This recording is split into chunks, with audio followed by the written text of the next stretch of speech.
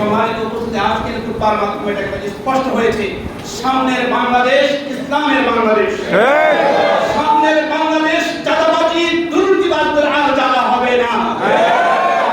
আল্লাহ সুবহানাহু ওয়া তাআলা সুস্পষ্ট ভাষায় বলেছেন, ওয়া নুরিদু আন নামুন্না আলাল লাযীনা ইসতুদঈফু ফিল আরদ ওয়া নাজআলাহুম আইম্মাহ ওয়া নাজআলাহুমুল ওয়ারিসিন। আল্লাহ বলেছেন, আমি অনুগ্রহ করব তাদেরকে যাদেরকে হীনবল করে রাখা হয়েছিল, দুর্বল করে রাখা হয়েছিল, অত্যাচার করে রাখা হয়েছিল, আমি তাদেরকে নেতা বানাবো।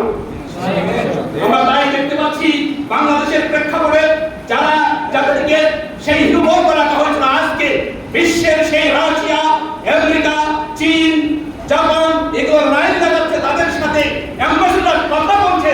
সুতরাং আল্লাহর কথা প্রমাণিত হচ্ছে, আল্লাহ এই ইসলামিক লোকদেরকে এখন নেতা হিসেবে আল্লাহ বিবেচিত করেছেন। ঠিক এই নম্বর আল্লাহ সুবহানাহু ওয়া তাআলা বলেছেন, ওয়া মান কুতিলা মাজলুমান ফাকাদ জাআলনা লিওয়ালিহি সুলতানা। যাদেরকে অন্যায়ভাবে হত্যা করা হয়েছিল, জুলুম করে তাদেরকে ফাঁসি দেওয়া হয়েছিল, আল্লাহ বলেছেন তাদের বন্ধুদেরকে, তাদের অনুসারীদেরকে, তাদের সাথীদেরকে আমি রাষ্ট্রের দায়িত্ব দেব। বিগত বছরে এই বাংলাদেশে ইসলামী স্কলারদেরকে, ইসলামী লোকদেরকে হত্যা করা হয়েছিল। আমরা আশা করছি আল্লাহ এই আয়াতে এদের বন্ধুদেরকে আমরা তাদের বন্ধু, সুতরাং আল্লাহ আমাদেরকে তাদেরকে ইনশাআল্লাহ রাষ্ট্র ক্ষমতা দেবে ইনশাআল্লাহ। এই মনোবল নিয়ে, এই সাহস নিয়ে ইনশাআল্লাহ আমরা সামনে আগাবো। আমরা আর ইসলাম ছাড়া অন্য কোনো মতবাদ, অন্য কোনো মত, অন্য কোনো পথ মানব না ইনশাআল্লাহ। তৌফিক দান করো, আমরা সকলকে দেখতে পারি, সেই চিত্র যেন আমরা দেখতে পারি, সে তৌফিক আমাদেরকে দান করুন, আমিন।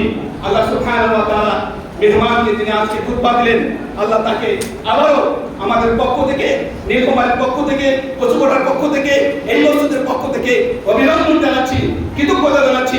ভবিষ্যতে আমরা ডাকলে তিনি আবারও আসেন, এই কামনা করে আমি আমার কথা শেষ করছি। আকুলু কাওলি হাযা ওয়া আস্তাগফিরুল্লাহ লি ওয়া লাকুম ওয়া লিসাইরিল মুসলিমিন।